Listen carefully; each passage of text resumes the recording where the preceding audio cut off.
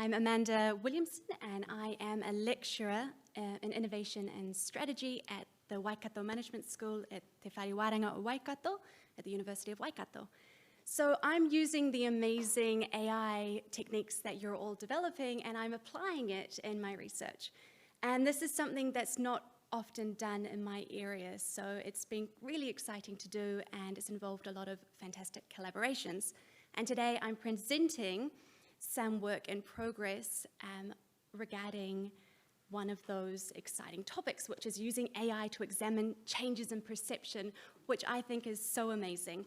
And the data that I'm presenting today, the analyses, have been done with Ignacio and Felipe Bravo from Universidad de Chile. So in my previous research, we found that a lot of entrepreneurs are business owners, are experiencing a lot of disappointment and depression. And we started to wonder if entrepreneurs are romanticizing entrepreneurship. And, you know, the golden hammer, I thought, oh, we can answer this question with AI. Let's get lots of data. So we did that. We set forward two questions. The first question is, how has public sentiment towards entrepreneurship changed? And how has the concept of entrepreneurship changed? So you can probably guess that this is an NLP problem. So that's what we did to attack this question. We used word embeddings. And a lot of you here are familiar with word embeddings.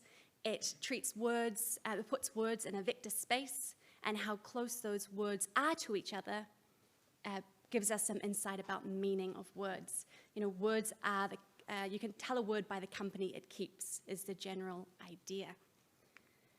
And we went and downloaded 38,000 newspaper articles that included the word entrepreneurship. And we downloaded those from all of the English-speaking OECD countries.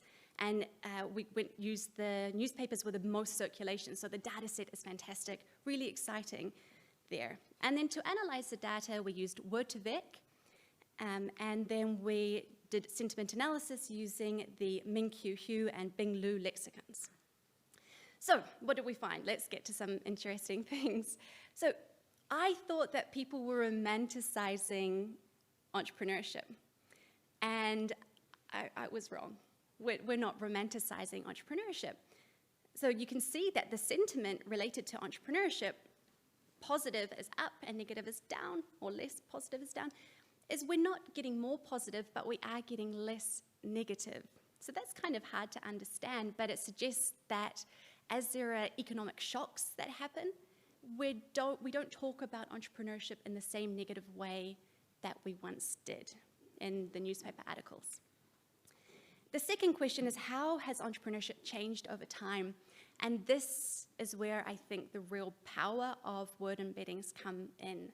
You know, we've talked today about how nothing is the same forever, and words are very much like that. They are different in different countries, and interestingly, they are different in time as well. So I wondered what would happen to bias. Can we look at bias? And if you see there from 0 upwards, it's bias towards women, and 0 downwards, it's bias towards men. And you can see that bias has evened out. It used to be, entrepreneurship used to use a lot of adjectives related to, pronouns related to men, and now it's pretty much on par. And we can see that also if we use analogies, so we do maths using the word entrepreneurship minus man plus woman equals entrepreneurship now in the 2000s, but it used to equal workplace, which is not ideal. And we can also see that entrepreneurship is changing in its association with other words. It used to be related to government, and now it's related to new constructs like accelerators. So that's really interesting, and we're also seeing a rise in environment. That is my talk. Thank you very much for listening.